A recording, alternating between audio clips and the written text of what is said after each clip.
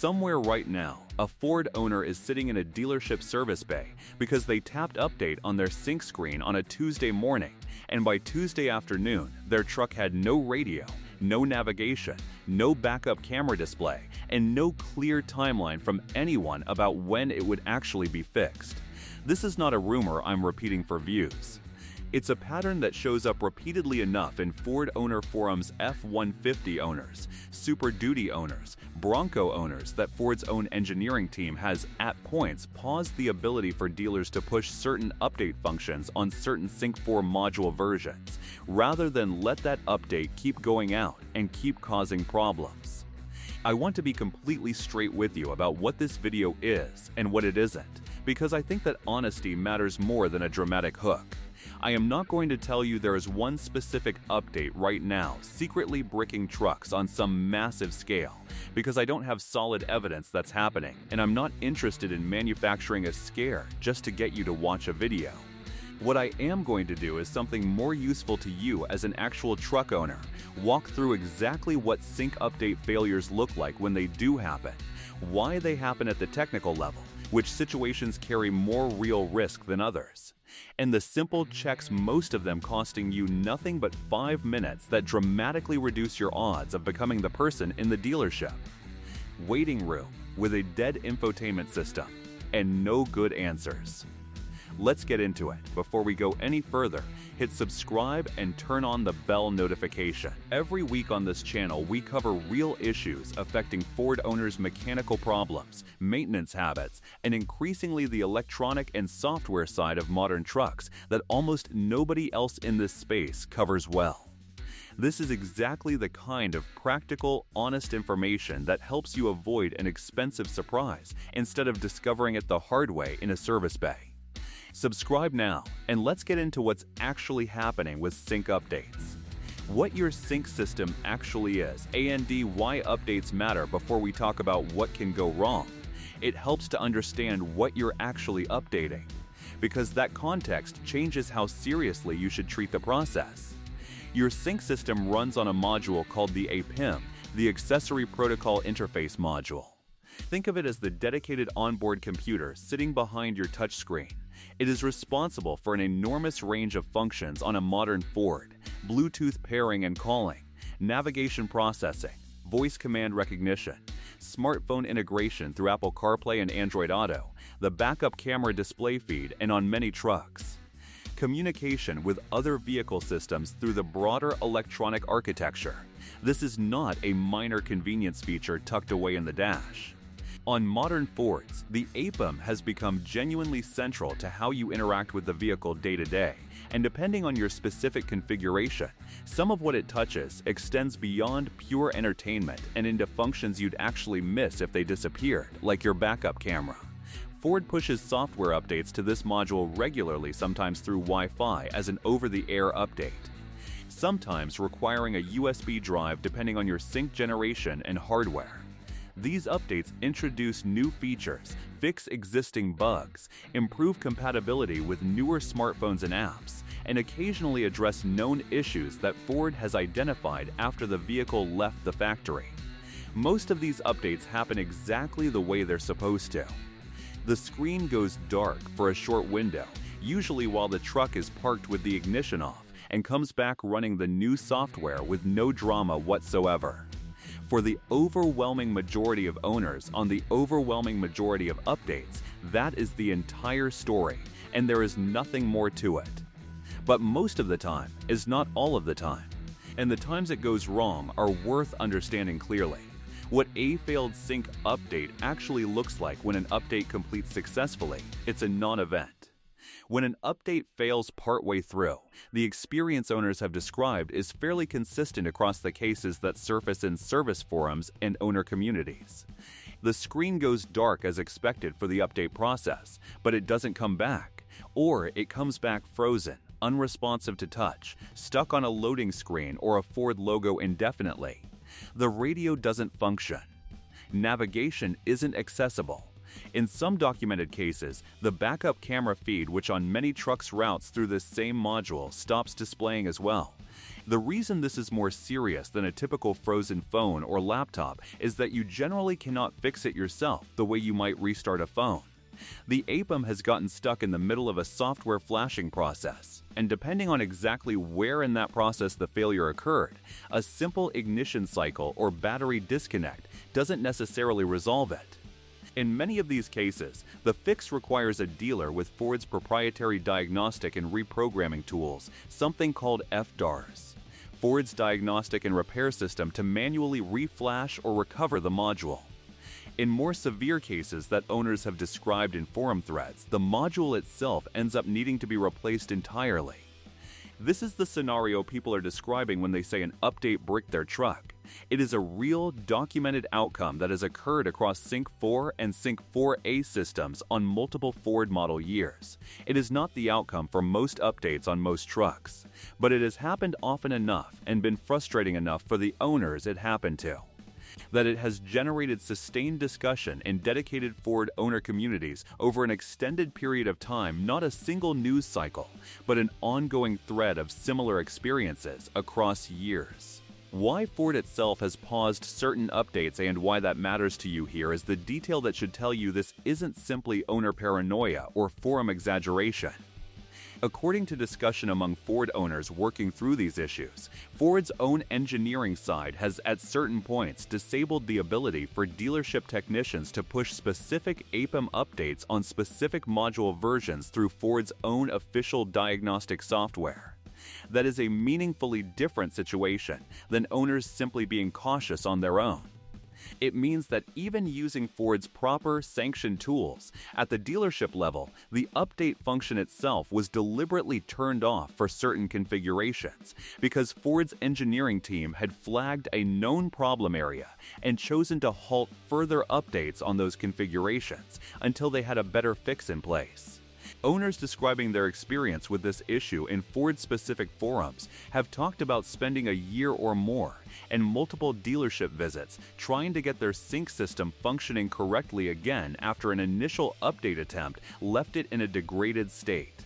Some have described custom coding work performed by dealer technicians, new hardware being installed, and notably a recall eventually being issued addressing the underlying issue, years after the problem had first started appearing in owner reports. I want to be careful here about what this does and doesn't tell us. It does not mean every sync update on every Ford right now carries meaningful risk. The pattern that emerges from these accounts is narrower and more specific than that. Certain APIM hardware and firmware combinations on certain model years have had a documented history of update-related problems. Ford has been aware of this. The path to a full fix has, in at least some cases, taken a considerable amount of time to reach the owners affected by it. That's a meaningfully different claim than Ford is currently bricking trucks with a new update. And I think it's important to be precise about that distinction rather than letting a scary headline run ahead of what's actually documented. What actually increases your risk during AN update if you're wondering whether you personally should be worried the next time that update notification pops up on your screen. Here is what genuinely matters based on how these systems function and how update failures tend to occur. Updating without keeping the vehicle properly parked for the entire process. Ford's instructions specify that certain updates require the vehicle to be non-drivable parked, ignition off for the duration of the installation, with only a brief window to cancel if needed. This requirement exists specifically because an update interrupted partway through, whether by someone starting the engine, the battery dying mid-process, or some other interruption, is far more likely to leave the module in a corrupted half-flash state than an update that's allowed to run start to finish without interruption. Attempting an update with a weak or marginal battery. If your truck's battery is older, has been showing signs of weakness, or simply isn't holding a strong charge, an update that draws power throughout an extended flashing process is a legitimate risk factor. A voltage drop or unexpected power interruption during the write process to the module's memory is one of the more common technical causes behind a failed flash in any embedded automotive system, not just Ford's. An unstable Wi-Fi connection during an over-the-air download for updates delivered wirelessly rather than via USB. A connection that drops partway through downloading the update package can result in a corrupted or incomplete file. Depending on how robust the system's error checking is for that particular update, an incomplete file may not always be caught before installation begins, which can lead directly into a failed install. Not knowing your current APIM software version or your model's specific history before updating.